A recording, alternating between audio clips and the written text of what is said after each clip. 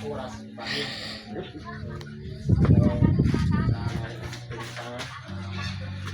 Hindi 100% ang akong sporta, kumbaga.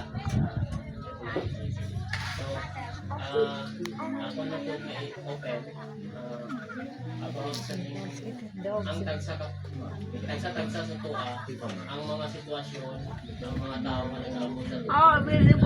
Purpose and kaysa. So, hindi lang alam sa web, hindi lang sa pastor. So, ako na po na first district Regular district. Adunay ang pinunay plano sa ato mga gibutang ka dira nga district aron daghan kag makita mga kahayag kung naatay tagsa ka mga katulong tagsa ka mga magdugang ang atong hibalo bahin niya na. So, sa atong food ng mga isip membro dito. So, ang atong isip pastor, hindi na siya po ito kasama na sa Ginoo. No, sa atong. So, Pastor dati pastor na mas mariyo. Sundalan tadi.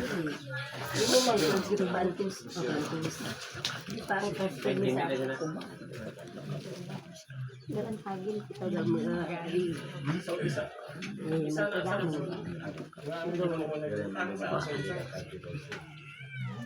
district pastor, hindi man lang siya isang adlaw, no?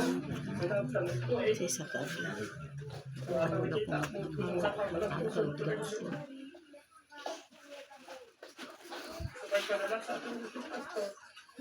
Tapos na ako'y plano ang Ginoo alang kanato nganong si Pastor Rodrigo ang assign din sa mga ang tuloy sa ako.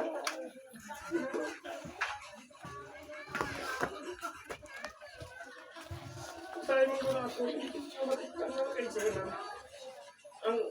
ang hinungdan din sa mga misunderstanding kining sa tunga-tunga pala sa litra nga PRID kining I, no?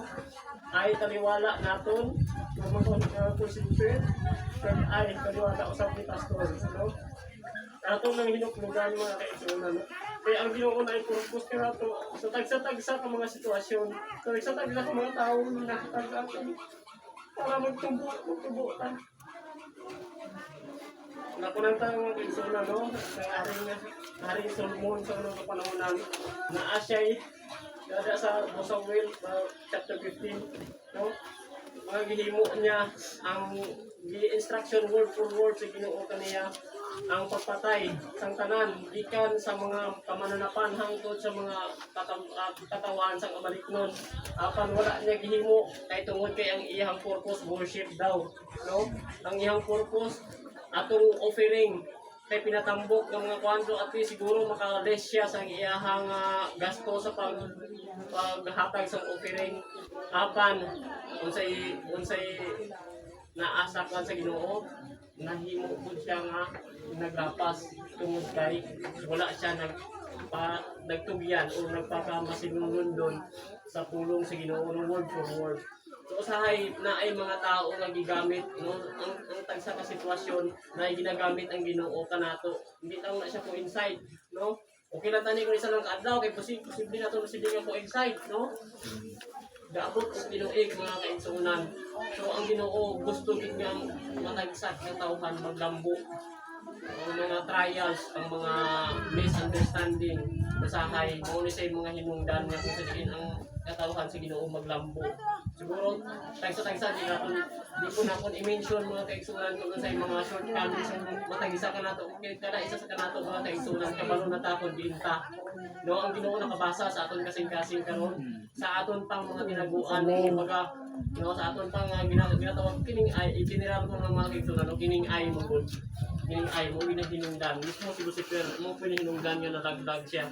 So ang pinaka gusto sa Ginoo kinsay kadtong bata mo nagatrato siya kung galingon bata, siya nagatrato siya kung galingon niya gamay, siya pinakatakot dito sa langit. So unang una-unaon yung mga prinsipyo, mga kaibigan, bisan diin pa ta, no? As mga constituent, as leaders ng Exonan. So una po ng ako nga share mga kaibigan, siya sabi niyo